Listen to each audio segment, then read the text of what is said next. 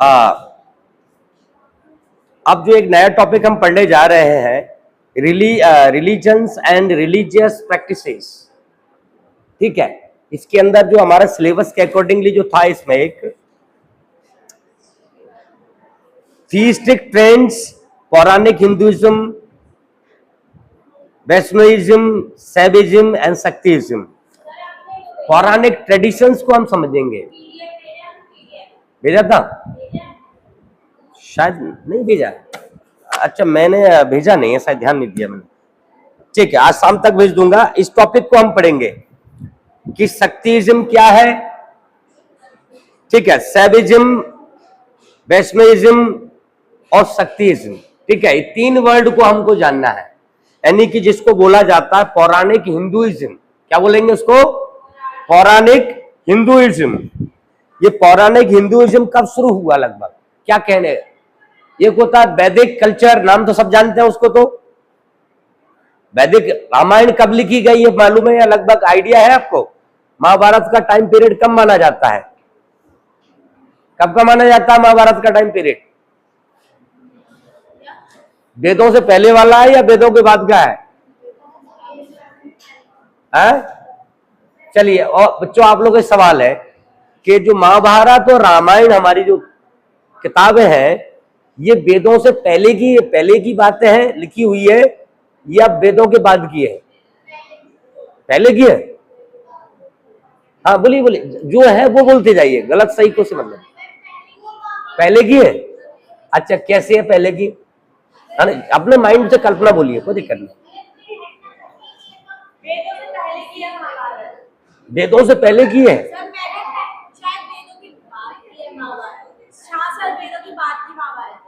महाभारत बाद में लिखा गया, कुल मिला के कहना चाह रहे हो ना?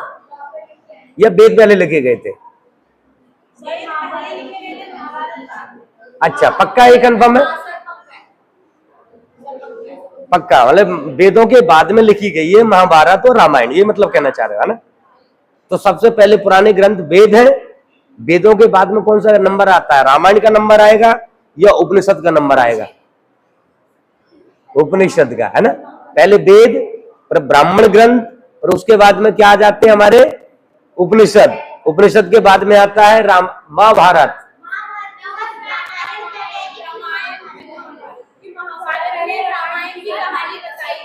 हाँ, रामायण और महाभारत, है ना?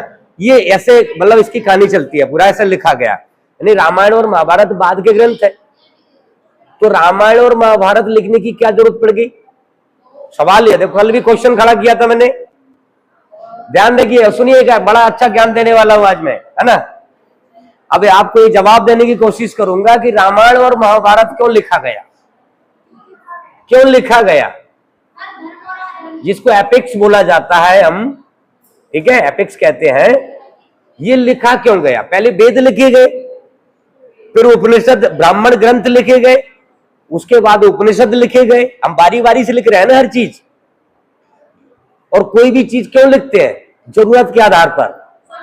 क्या होता है? हर चीज जरूरत के आधार पर लिखी जाती है, ध्यान रखना। दुनिया का कोई भी काम करे, अपने घर में भी हम डाइनिंग टेबल लाते हैं तो जरूरत के आधार पर लाते हैं, सोफा सेट लाते हैं तो किस लिए लाते हैं? जरूरत के आधार पर लाते हैं। तो घर में हम जो कुछ भी चीजें आगे बढ़ा रहे हैं, आंगन बढ़ा दिया, आंगन छत के ऊपर घर बना दिया, क्यों बना रहे? जरूरत के आधार पर। 2 मंजिल बना दिया, 3 मंजिल बना दिया, 5 मंजिल बना दिया, क्यों? एक में रह रहे हैं, एक में बच्चे रह रहे हैं, एक में दूसरा एक मेहमान के लिए हो गया, तीसरे को लगा दिया किराए पर, चलो रेंट मिल रहा है। समझ रहे? जरूरत जैसे जैसे होगी हम बढ़ाते चले जाएंगे। तो जरूरत रामायण और महाभारत की क्यों पड़ी? सवाल ये, क्योंकि रामायण और महाभारत पहले की ग्रंथ नहीं है, बाद में लिखा गया। क्या लिखा गया? बाद में लिखा गया। क्यों लिखा गया? हाँ, सवाल बताइए, जवाब दीजिए।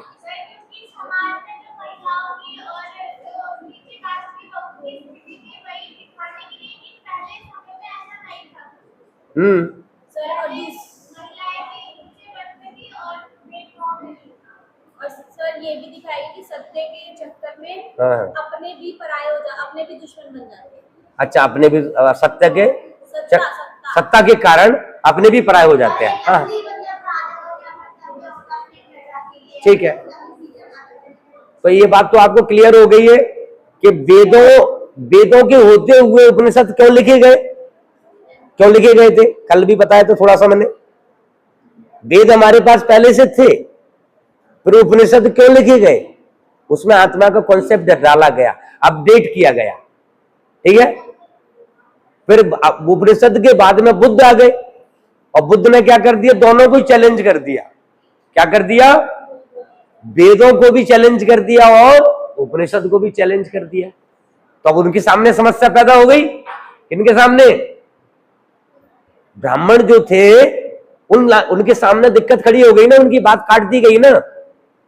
अब अपनी बात को बनाए रखने के लिए दूसरे ग्रंथ की रचना करना पड़ेगा। मान लो कोई ने हमने पत्राचार करते हैं ना, जैसे किसी ने कोई एप्लीकेशन लिखा, उसने उसका रिप्लाई दे दिया, और उसमें काउंटर रिप्लाई हमें भी देना पड़ेगा ना, नहीं देना पड़ेगा। बुद्ध ने क्या कर दिया, उनके क्वेश्चंस का खंडन कर, मतलब उनके जो वेद और जो थे ना हमारे उपनिषद, उनको चैलेंज कर दिया। अब इनको समस्या पैदा हो गई, समस्या का समाधान करने के लिए इन्होंने एक अलग किताबें लिखी। क्या लिखी, अलग किताबें लिखी, वेद जो कि रामायण और महाभारत के रूप में, ताकि जो उनके सवाल है ना, जो उनकी समस्या थी ब्राह्मणों की, जो ब्राह्मण ग्रंथों की जो समस्या थी, उसको एडिट किया जाए, ताकि थोड़ा समाज हमारी तरफ भी आए। नहीं, समाज क्या कर रहा था, भागे जा रहा था, समझ गया। रामायण और महाभारत के अंदर आपको कर्मकांड कम दिखाई देगा, क्या दिखाई देगा, दिखता है यज्ञ वगैरह जो है ना, नॉर्मली बड़े लेवल का बलि वगैरह की चीजें कम दिखाई देंगी आपको। रामायण आप कभी भी देखना, महाभारत देखना, उसमें क्या होगा, बलि प्रथा दिखाई नहीं देगी। तो क्या मतलब हुआ कि उन्होंने बलि प्रथा को रोक लगाने के लिए ऐसी किताबें लिखी ताकि हम बुद्ध का सामना कर सके। क्या कर सके, नहीं तो हमारी पब्लिक तो भाग रही है ना, नहीं समझ रहे। जो वैदिक ब्राह्मणिकल जो धर्म था, ब्राह्मण धर्म था, उसके जो अटैच लोग थे धीरे धीरे उससे भागने लगे थे, उसकी बात नहीं सुन रहे थे। तो उन्होंने एक नई किताब लिखी जिसमें उसको मेंटेन करने के लिए ये ग्रंथ लिखा गया, यानी कि अपने जो विचार है उनको थोड़ा अलग तरीके से प्रेजेंट किया। आ रहा है समझ, अपने विचारों को अलग तरीके से प्रेजेंट किया, जिसमें बलि प्रथा थोड़ा सा कम देखने को मिलती है। ये बात आप रामायण महाभारत में देख लेना, ठीक है। हाँ, ये हो गया। अब बात है इन जो है पौराणिक कहानियों की। पौराणिक हिंदुइज्म कब से शुरू होता है और रामायण और महाभारत कब लिखी गई थी, लगभग ये मान के चलते हैं कि 1st या 2nd BC के आसपास में लिखा गया था। 2nd BC, 1st BC, ऐसे एक अराउंड में तो है ना, यानी बुद्ध के बाद में लिखी गई थी लगभग, ऐसा माना जाता है। या रामायण तो बुद्ध के बाद में लिखी गई है, ये मतलब ऐसा कुछ टाइम पीरियड के बारे में थोड़ा कंफ्यूजन रहता है इसको लेकर के, यानी कि ये माना गया है कि बुद्ध के बाद में ही लिखी गई। क्या माना गया है, बुद्ध के बाद में। तभी तो सर जो पांडव थे वहां गए थे ध्यान समाधि वगैरह लेने के लिए, वेदों में तो ये सब चीजें नहीं थी, ध्यान वगैरह वेदों में तो ध्यान वगैरह की बातें नहीं लिखी गई थी। अच्छा, वेदों में ध्यान की बातें नहीं लिखी गई थी, हाँ हाँ। जो बुद्ध जी का कॉन्सेप्ट, उसमें आत्मा का एक मेडिटेशन का कॉन्सेप्ट था, जिसके अंदर जो पांडव थे वो भी मेडिटेशन करने, हाँ, मेडिटेशन वाला कॉन्सेप्ट आया इसमें भी, सही करो, यानी कि बाद के ही ग्रंथ हैं ये सारे के सारे, ठीक है, क्लियर। क्योंकि ऐसा भी देखा गया है कि बुद्ध का नाम भी उसमें सुनने में आता है कि उनका बुद्ध का नाम का कहीं उच्चारण हुआ है, उन्होंने कुछ बोला, वो कंफ्यूजन रहता है उसका, वो बात की छोड़ो इसमें, है ना। तो अब क्या हुआ कि ये तो हमारा हो गया रामायण वाला। अब पौराणिक हिंदुइज्म के बारे में बात करना है, आवाज में बात नहीं करना है। पौराणिक हिंदुइज्म ये कब से शुरू होता है, पौराणिक हिंदुइज्म कब से शुरू होता है और इसका मकसद क्या था। रामायण का मकसद था और महाभारत का मकसद था अपनी फिलॉसफी, अपने विचारों को इस तरीके से प्रेजेंट करना था ताकि बुद्ध की जो प्रॉब्लम जो सामने आ रही थी उसको मिनिमाइज किया जा सके।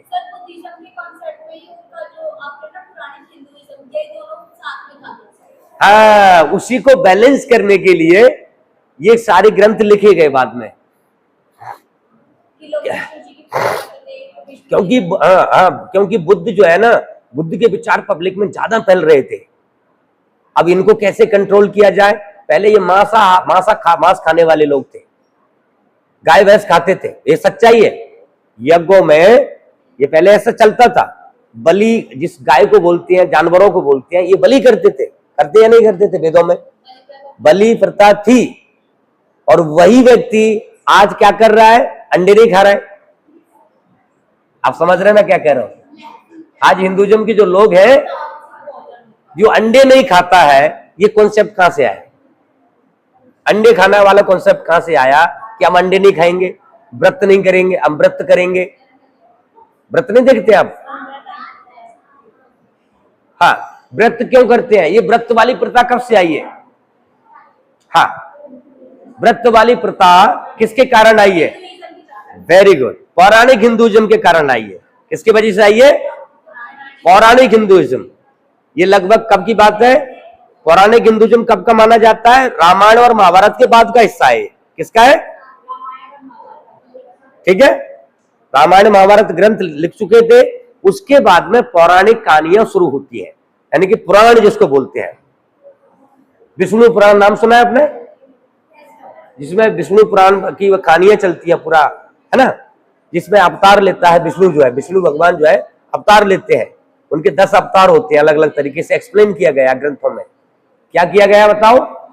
एक्सप्लेन किया गया। बच्चे आपस में बात नहीं करना है, बात कर रहे हैं। मैं आपको इधर बैठा दूंगा, आवाज नहीं करना है, इधर कोई भी आवाज नहीं करेगा है? हाँ, पौराणिक हिंदुइज्म कब से शुरू होता है? ये लगभग मान लीजिए ये गुप्ता पीरियड से इनिशियल पॉइंट में शुरू हो जाता है। गुप्ता पीरियड के टाइम में ही पौराणिक कहानियां शुरू होती है। अब गुप्ता पीरियड कब का है? 400 सी, चौथी शताब्दी के आसपास का टाइम पीरियड है। किसका है? चौथी शताब्दी में पुराण लिखे गए। पुराणों को लिखने का मकसद क्या था? क्या मकसद था? अवतार वाली कहानियां इसमें शुरू होती है। क्या होती है? अवतार वाली कहानियां इसमें ज्यादा शुरू होती है। और इन पौराणिक कहानियों से धीरे धीरे विकसित होकर के क्या बनते हैं? हिंदुइज्म नहीं बनता है, सैविज्म बनता है। वैष्णव ढाबा सुना है आपने? वैष्णविज्म, समझ गए? हाँ, वैष्णविज्म बोला गया, सैविज्म बोला गया और शक्तिइज्म। 3 प्रकार के जो है पौराणिक हिंदुइज्म स्टार्ट हो जाता है। जो कब होता है? करीब ये गुप्ता पीरियड के टाइम पीरियड में ही लगभग शुरू होता है, या उसके बाद में शुरू होता है, लगभग उसी टाइम पीरियड को मानते हैं। ये सैविज्म और वैष्णविज्म कब नहीं थे? बुद्ध के टाइम में नहीं थे, ये जो है रामायण के टाइम में नहीं थे, ये बाद में किए गए। आगे समझ? ये मैं आपको पीडीएफ भेजूंगा इसका सबको, ये बाद में चीजें आती है। और इनका जो मकसद था पौराणिक हिंदुइज्म का, पुराणों को लिखने के पीछे मकसद क्या था? वैष्णव ढाबा अपना नाम सुना है? वैष्णो देवी पर नहीं जाते हम, पूरे तीर्थ यात्रा करने जाते हैं। हाँ, वैष्णो ढाबा जो खाना वाना खाते हैं हम, ढाबा नहीं होते जो हर जगह गली मोहल्ले में लिखा होता है। वैष्णो खाना यानी कि शुद्ध शाकाहारी खाना। सुनिए तो भाई, शुद्ध शाकाहारी, हम लोग पहले मांस खाते थे, शुद्ध शाकाहारी कैसे बन गए? हम हवादेव करते थे। क्या करते थे हम? आवाज सुनिए मेरी बात। हम लोग क्या थे? वैदिक आदमी थे, हवन यज्ञ करते थे, बलि करते थे, प्रथा को मानते थे, वर्णों को मानते थे और मांस भी खाते थे। तो अचानक से वैष्णो ढाबा कहां से आ गया? वही व्यक्ति वैष्णो ढाबा पर क्यों आ गया? समझ रहे हैं मैं क्या कह रहा हूं? वो शाकाहारी कैसे बना? पुराणों की वजह से। वेरी गुड बच्चा, इसने जवाब दिया। धीरे धीरे इसने क्या किया? पुराणों ने क्या किया? पुराणों ने ऐसी धीरे धीरे कहानियां लिखी उन्होंने, कि उन्होंने क्या करा? ऐसा ज्ञान दिया लोगों को कि धीरे धीरे वो वेजिटेरियन होने लगे। क्या होने लगे? वेजिटेरियन होने लगे। और इनको वेजिटेरियन क्यों होना पड़ा? बुद्ध का काउंटर करने के लिए। सामने बुद्ध खड़ा हुआ है? मैं नहीं, सामने मतलब उनका जो काउंटर में कौन था? बुद्ध की फिलॉसफी पैरेलल चल रही थी ना। अब बुद्ध का नहीं तो बुद्ध की तरफ लोग जा रहा है तो उनको अपनी तरफ खींचना भी होता है ना। हर धर्म का आदमी क्या कहता है? मुसलमान कहता है हिंदू जो है मुसलमान बन जाए, हिंदू चाहता है कि भाई मुसलमान हिंदू बन जाए। हर आदमी अपनी तरफ खींच रहा है ना। बोलिए, खींच रहा है। हाँ, तो कोई आदमी तुम्हारे धर्म में क्यों आएगा? जब तुम अच्छी बातें बोलोगे, अच्छी बातें कहोगे तो लोग तुम्हारी तरफ आ जाएगा। उसमें क्या है? हर इंसान को कल्याण चाहिए। क्या चाहिए? कल्याण चाहिए। तो इन्होंने नया ज्ञान क्या दिया? पौराणिक कहानियों के माध्यम से धीरे धीरे कि भाई आप जो है, बच्चे आवाज नहीं करना है, कि आप जो है शाकाहारी बनिए। तो वैष्णविज्म आ गया, शक्तिज्म आ गया, है ना, शिवाइज्म, क्या बोलते हैं, शिवाइज्म आ गया। ठीक है, आ गया समझ? तो ये धीरे धीरे यही चीजें बढ़ती जाती है। और इनके माध्यम से जो लोकल लोग थे, लोकल लोगों की प्रथाएं थी, और इसी टाइम पीरियड में तंत्र मंत्र वाला कॉन्सेप्ट भी आता है। क्या आता है? तांत्रिक जो कॉन्सेप्ट जो है इसी टाइम पीरियड में विकसित होते हैं। तांत्रिक विद्या जो है इसी टाइम पीरियड में ज्यादा बड़े लेवल पर बिलीव किया जाता है। और तांत्रिक लोगों ने क्या किया? शक्ति की पूजा। हाँ, और पूजा वाले दुर्गा माता जो इनकी जो पूजा होना शुरू हुई है ना, और टेम्पल मंदिरों में जो पूजा की शुरुआत हुई है उसी टाइम पीरियड में हुई है, मंदिर पूजा। और तीर्थ यात्रा, क्या ये नाम सुन रहे हैं अपने? तीर्थ यात्रा करने चारों धाम जाते हैं लोग घूमने के लिए, जाते हैं। तो चारों धाम कब से शुरू हुआ है? ये पौराणिक कहानियों के कारण ही शुरू हुआ है। किसकी वजह से?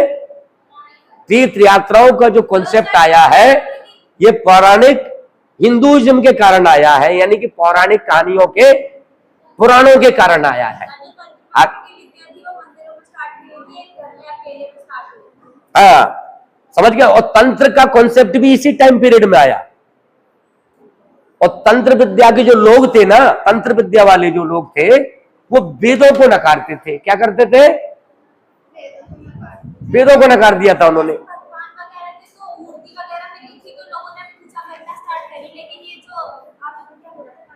हाँ हाँ, इसका तो कोई भाई एविडेंस ही नहीं मिला, तो लोगों को मतलब ये वाला आइडिया कैसे आया, कैसे स्टार्ट करा लोगों ने? क्या कर दिया? मैं समझे, दोबारा बोली। वेरी गुड, अच्छा बोल रहे हो, बोलिए, पहले समझाइए। भगवान वगैरह की पूजा कैसे स्टार्ट करी? कि पहले तो एविडेंस मिले थे बहुत पुराने में। कब के मिलेंगे?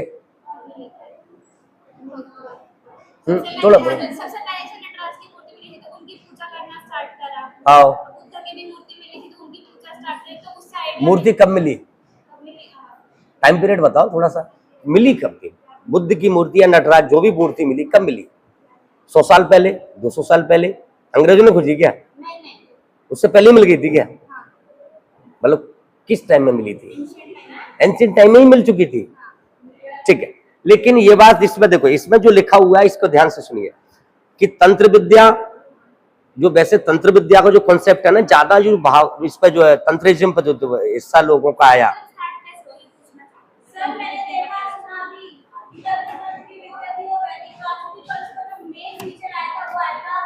पौराणिक, हाँ, शिवाइज्म के बाद में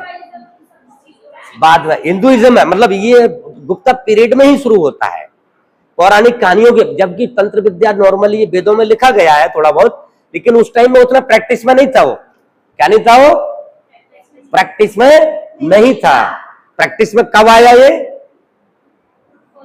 पौराणिक कहानियां जब लिखी गई, अवतार 10 अवतार की बातें कही गई। 10 अवतार की बातें कुछ उससे पहले कहीं नहीं लिखी गई है। नाम सुना है 10 अवतार? विष्णु के 10 अवतार बताए गए हैं। ये विष्णु के जो 10 अवतार बताए गए हैं ये किसमें नहीं बताए गए? उपनिषद में नहीं है, रामायण में नहीं है, महाभारत में नहीं है। सुनिए मेरे, 10 अवतार का जो कॉन्सेप्ट है ना, ये ज्यादातर किसमें बताया गया है? विष्णुइज्म में, पौराणिक कहानियों के अंदर लिखा गया है। विष्णु पुराण के अंदर ऐसी चीजें, कई पुराण है बहुत सारे, उन पुराणों के अंदर ये बातें पूरी डिटेल में एक्सप्लेन किया गया है। और ये कब किया गया? 400 से 600 बीसी की ड्यूरेशन में, या 700 के आसपास में। यानी कि समझ पा रहे हैं मेरी बात को? यानी कि गुप्ता पीरियड के टाइम पर ये सारे पुराण लिखे गए और इनमें पूरे अवतार की कहानियां लिखी गई। पूरे अवतार जितने भी 10 अवतार लिखे गए हैं ना, सारे के सारे अवतार इसी में एक्सप्लेन किए गए हैं पूरे डिटेल के साथ। तो यानी कि अब ये क्या कह सकते हैं इससे कि जो पूरा का पूरा जो दुर्गा माता और जितनी भी देवी देवता, टेम्पल मूर्ति करना और मूर्तियों की पूजा करना शुरू कब से हुआ है? लगभग ये गुप्ता पीरियड में ही ज्यादा शुरू हो जाता है। सब लोग मंदिरों में भक्ति करना शुरू कर देते हैं, पूजा अर्चना शुरू कर देते हैं, बड़े बड़े मंदिर बनाए गए। क्या किया गया था? बड़े बड़े मंदिर बनाए गए, स्टैचू मतलब जो मूर्तियां बनाई गई, मूर्तियों की पूजा किया गया और तीर्थ स्थल भी बनाए गए। क्या किए गए? तीर्थ स्थल की शुरुआत भी इसी पीरियड में होती है। उससे पहले हम तीर्थ यात्रा नहीं करते थे। समझ गए? हम वैष्णो देवी जाते हैं ना, पूरी कन्यापुरी जो क्या बोले, चारों धाम जिसको बोलते हैं, है ना, वो तो बाद की बात है। यानी कि जो तीर्थ यात्रा वाला जो कॉन्सेप्ट है ना, जो अपन तीर्थ करने के लिए जाते हैं, ये वाला कॉन्सेप्ट लगभग गुप्ता पीरियड में ही शुरू होता है। समझ गया? उससे पहले हम तीर्थ यात्रा नहीं करते थे।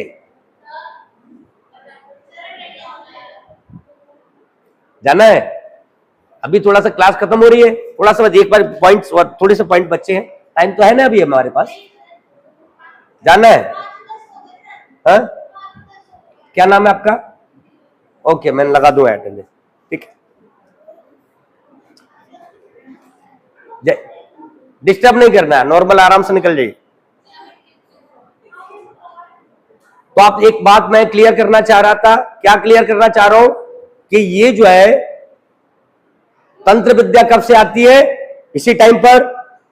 और शाकाहारी बनना कब शुरू होती है? इसी टाइम पर। ध्यान रखिए क्या होता है, शाकाहारी जो बनाने में, जो हमारे हिंदू जितने भी अब शाकाहारी बन गए हैं ना, लगभग पूरे भारत के अंदर जितना भी शाकाहारी हिंदू दिखता है ना, आ गया समझ? ये किसकी वजह से आया? पौराणिक कहानियों की वजह से आया। इसमें इनका बहुत बड़ा रोल रहा है, जिसमें सबसे बड़ा रोल रहा है सैवेइज्म, वैष्णोइज्म। वैष्णोइज्म जो है ना, इस मूवमेंट का, इस विचारों का बहुत बड़ा प्रभाव पड़ा है। ठीक है? जो शाकाहार की तरफ, शाकाहार क्यों अपनाया? ये बुद्ध से प्रेरणा लेकर के अपनाया। ये बात मानना साफ साफ दिखता है। इनको ज्ञान कहां से मिला भाई शाकाहारी बनिए? बुद्ध की प्रेरणा से ही बने हैं, क्योंकि उनको बुद्ध को काउंटर करना था। क्या करना था? समझ गए? नहीं तो लोग बुद्ध की तरफ जा रहा था, अब उनको अपनी तरफ खींचना भी था ना उनको। तो इन्होंने क्या करा, अपने आप को मॉडिफाई कर दिया और लास्ट में बुद्ध को क्या कर दिया, विष्णु को अवतार बता दिया। वो पुराण बताए थे ना, वो विष्णु के 10 अवतार बताए थे, उसमें से बुद्ध को भी क्या बना दिया, विष्णु को अवतार बता दिया। और जबकि बुद्ध क्या बोलता है, मैं भगवान नहीं हूं, उनको जबरदस्ती भगवान बना दिया। समझ गए? बुद्ध ने क्या बोला, एक लाइन लिखी थी बुद्ध ने अपने जीवन में, उन्होंने एक लाइन लिखी कि मैं एक मार्गदाता हूं। क्या हूं? मैं एक मार्गदाता हूं, मैं भगवान नहीं हूं। और मैंने जो वर्ड बोली है, मैंने जो शब्द कहे हैं, उनको एग्जिट कभी मत मानना। आप पहले परखना, समझना, विचार मलाना, आपको फायदा हो तब मानना। अगर फायदा नहीं है तो आप उस बात को रिजेक्ट करके भाग जाना। ऐसे ये बोला बुद्ध ने, ये बोला। लेकिन लोगों ने क्या कर दिया, उसको विष्णु का अवतार भी बता दिया। तो सबकी अलग अलग मन है, वो तो वही सब जिसको है। लेकिन ये जो है पौराणिक कहानियों में विष्णु का अवतार उनको घोषित कर दिया। ठीक है? तो ये बात क्लियर हो गई। तो एक नई जानकारी हमारे पास आ रही है ना, कि जो है पौराणिक कहानियों से क्या चीजें बनी है। पौराणिक कहानियों के कारण ही हम होली मनाते हैं। ध्यान रखिए, होली का जो त्योहार आया है, तुम जो बनाते हो ना, जितने भी त्योहार मनाते हैं होली वाला, ये पुराण, विष्णु पुराण के कारण आया। ना विष्णु पुराण लिखा जाता ना हम होली मनाते। समझ में है? होली का दहन होता है ना, प्रहलाद का दहन किया जाता है? तो विष्णु पुराण लिखा जाता नहीं, जिसमें 10 अवतार बताए गए हैं प्रहलाद का। प्रहलाद जो विष्णु की, भगवान की भक्ति करता है, तो एक स्टोरी लिखी गई, उस स्टोरी के अकॉर्डिंगली ये क्या बन गया, त्योहार बन गए। क्या बन गए, फेस्टिवल बन गया हमारा। बहुत सारे फेस्टिवल जो है पौराणिक कहानियों की वजह से हमारे विकसित हुए हैं। एक तो शाकाहारी बने हैं, कई त्योहार विकसित हुए हैं हमारे, और मंदिरों की पूजा शुरू हो गई, तंत्रयान शुरू हो गया। क्या हो गया,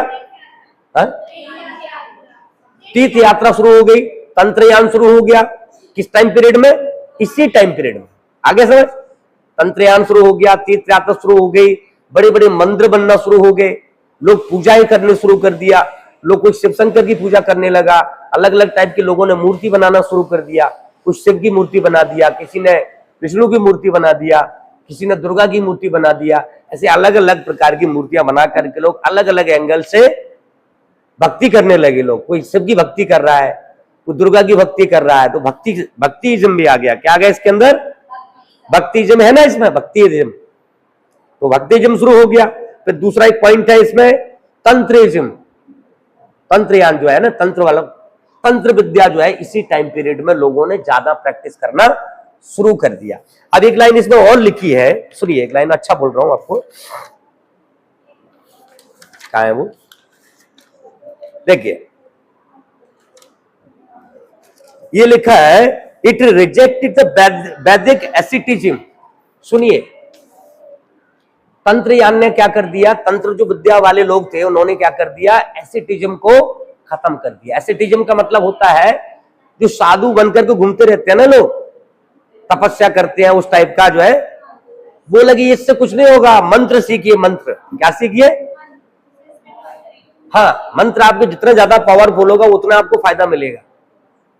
तो कई लोग तो मंत्र नहीं पढ़ते हैं, कई लोग तपस्या करते हैं, बोले तपस्या से कुछ नहीं होता है, मंत्र सीखिए, मंत्र का उच्चारण, मंत्र का सिद्ध करिए अपना, तो आपको फायदा होगा। तो लोगों ने क्या कर दिया बच्चे, हाँ लोग, तो इट रिजेक्टेड द वैदिक एसिटिसिज्म, है ना, ये लिख दिया। और दूसरा, tantrism does not accept the authority of Vedas.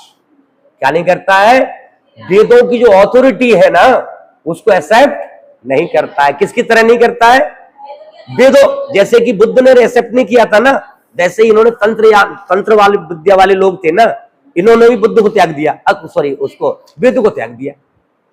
हम आपकी ऑथोरिटी को नहीं मानते हैं। वेद क्या कहता है कि जो वेदों के अंदर लिखा है वही सत्य है, पत्थर की लकीर है, तो इसका मतलब मंत्र काम नहीं करेगा। तो उन्होंने अपना मंत्र चलाने के लिए क्या करा, वेदों को रिजेक्ट किया।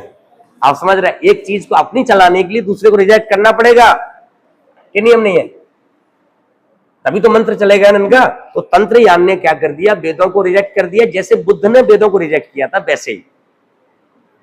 ठीक है, तो ये टाइम पीरियड पता चल गया कि लगभग कौन से टाइम पीरियड में शुरू होता है, बताइए, आप लोगों को जवाब पूछूंगा। पौराणिक टाइम पीरियड में यानी गुप्ता पीरियड में हमको क्या क्या मिला, आप लोग जवाब देंगे। शिवाइज्म मिला, वैष्णविज्म मिला, तीर्थ यात्राएं मिली,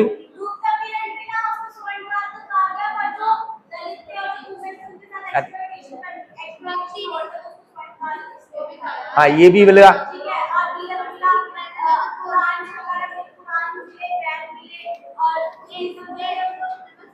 नहीं, शाकाहारी भी तो बने, शाकाहारी भी तो बने हम इस टाइम पीरियड में, शाकाहारी बनना शुरू हो गए, भक्ति करना है लोग शुरू, मूर्ति बन गई, मंदिर बन गए, तीर्थ यात्राएं बन गई, और तंत्र विद्या भी इसी के अंदर आ गई। तंत्र विद्या को जो है ज्यादा बढ़ोतरी मिली है, पर उनको जो है बढ़ावा मिला।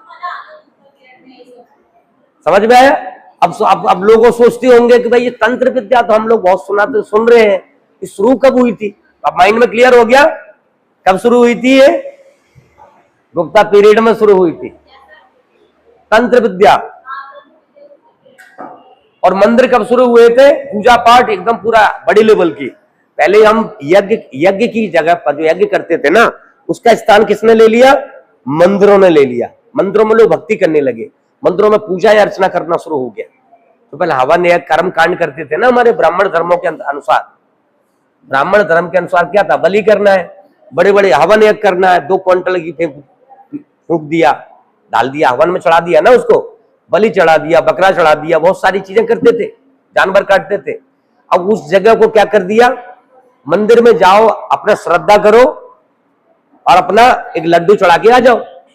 आपका आप समझ रहे हैं, लड्डू लेके जाते हैं ना बर्फी लेकर के, तो बर्फी वाला जो कॉन्सेप्ट है धीरे धीरे बाद में चेंज हुआ। कब पीरियड में चेंज हुआ ये? हाँ, ऐसे ही हुआ है।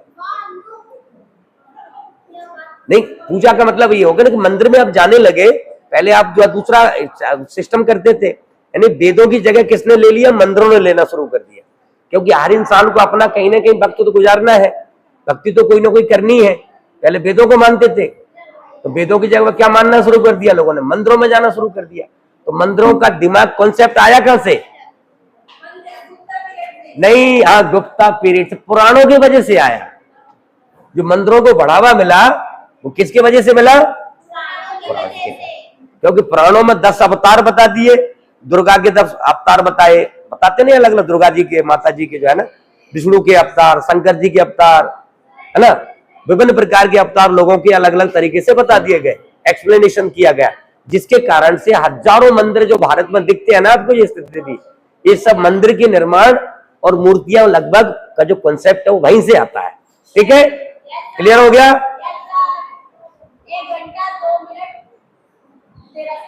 अच्छा, हो गया। टाइम पीरियड कितना बचा है? 15 मिनट बचा हुआ है। अच्छा, भागने के चक्कर में ज्यादा रहते हो आप।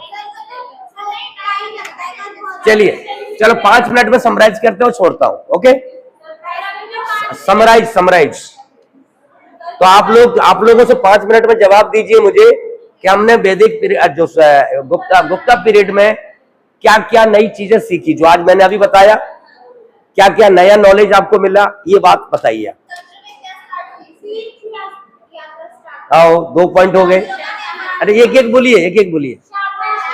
अरे 4 लोग आप साथ में बोलते हैं, एक एक बारी से बोलिए। अब ये बच्चा बोलेगा। हाँ,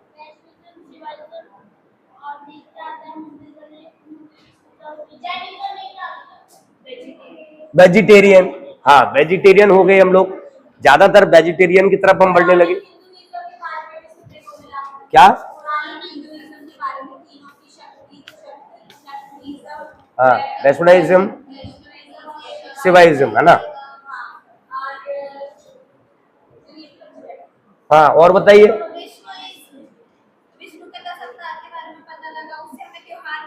हाँ, वही जो त्योहार मिले, यानी लगभग कुछ ना कुछ कॉन्सेप्ट क्लियर हुआ है ना आज के क्लास में? क्लियर हुआ है। और ये भी आज बताया मैंने कि रामायण क्यों लिखी गई, महाभारत क्यों लिखा गया, ये भी तो बताया था ना अभी उससे पहले स्टार्टिंग में। हाँ, पहले स्टार्टिंग में मैंने यही सुनाया था ना, तो ये लगभग बहुत सारी चीजें आपको पता चल गया होगा। अब डिटेल में यहाँ पर एक लाइन में और बताया जा, लंबा हो जाएगा फिर आप भाग जाएंगे। यहाँ पर मैं दो लाइन और बताना चाह रहा था कि वैष्णविज्म एक्चुअली में है क्या, है ना। वैष्णविज्म में क्या होता है? अरे, the early history of Vaishnavism is characterized by the evolution and merging of 3 cults, Vishnu, Narayan and Krishna, Vasudev. Krishna मतलब कृष्ण भगवान जो बोला है ना, इनके बारे में बताया। Initial merging of Narayan with Vishnu ended with their identification with Krishna, Vasudev. Vishnu appear one of the sun god, यानी कि जो विष्णुइज्म है ना, लगभग विष्णु के अवतार के बारे में ही चीजें बताता है। ठीक है, वो जो 3 भगवान नहीं है हमारे, जो है एक विष्णु है, नारायण है, कृष्णा है ना, उन भगवानों के बारे में ही चीजें एक्सप्लेन करता है। हाँ, नारायण देव को भी इसमें बताया गया है कि ये सबसे बड़े गॉड बताया गया है उनको, नारायण को। हाँ, बताया गया है। नारायण नहीं बोलते लोग। हाँ, नारायण करते हैं, तो उनको भी सुप्रीम गॉड के रूप में बताया गया है। जैसे कि ऋग्वेद में क्या बताया गया है? इंद्र को सुप्रीम गॉड बताया गया है। सबसे बड़ा देवता कौन है? इंद्र ही है ना। लेकिन नारायण को यहाँ पर किसी जगह पर बताया गया है, वैष्णविज्म में बताया गया है कि नारायण एक बड़ा, सबसे बड़ा देवता है, सबसे बड़ा देवता माना गया, ये गॉड माना गया है। हाँ, तो अलग अलग जो है इंटरप्रिटेशन है सबकी। चलिए, अब भागने के चक्कर में है लग रहा है ना, टाइम हो गया। चलिए बंद करिए, तो बंद करिए।